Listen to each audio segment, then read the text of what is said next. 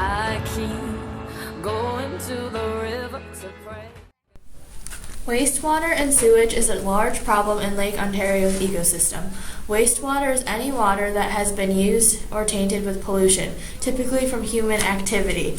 The main issue is that during large storms or floods, treatment plants are forced to discharge untreated water when capacity is reached. Stormwater and sewage are transported through the same systems, which causes an overload when a lot of water comes in.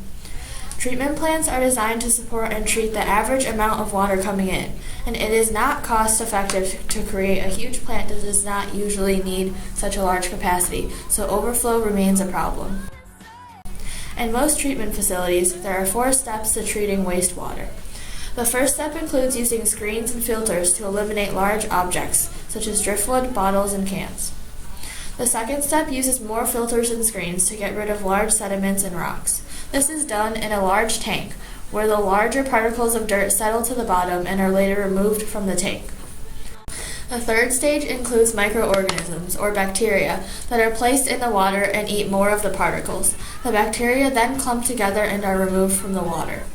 The final step in this process includes disinfecting the water with chemicals, for example chlorine. This reduces the risk of disease being spread throughout the water.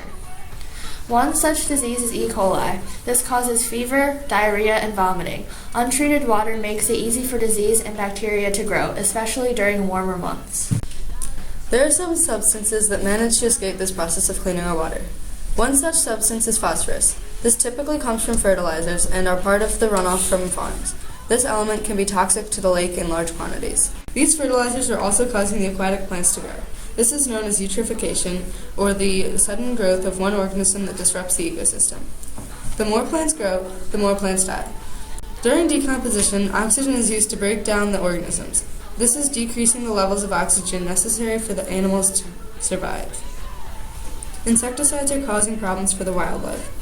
One insecticide was DDT, which does not affect plants and fish lower on the food chain, but through bioaccumulation can affect predators and even humans. Bioaccumulation is when the concentration of chemicals increases as you move up the food chain, because animals have to eat about 10 times what their food needed in order to get enough energy. Therefore, they take in 10 times the chemicals that their prey did.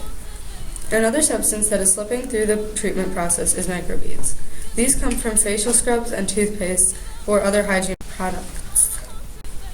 The problem with this is that the fish are eating them and it causes a buildup, eventually leading to their own death. The increase of industry is causing many new problems for treatment plants that are not created to filter out many of the chemicals produced. The DEC is a government organization responsible for regulation of water discharges. They make permits that describe how much of a substance is acceptable in treated water. Even though the water is considered clean, not all of every substance is removed. Some cities are making tunnels to store excess storm water. This water will then be treated little by little so as not to overload any treatment plants. Other places, such as Philadelphia, are putting regulations on contractors, factories, and other businesses about what materials they use in order to reduce the amount of toxins needed to be treated in the first place. There are many government funds and grants being given to cities around the country trying to combat the worsening problems. Civil engineers have been able to greatly improve the way they treat point sources. These are exact points where wastewater originates. Businesses and homes are such sources. However, they are now struggling to treat non-point sources, such as runoff from industry and agriculture. The Van Leer Treatment Plant is responsible for the Lake Ontario watershed. They are working to decrease the amount of untreated discharge that affects the ecosystem.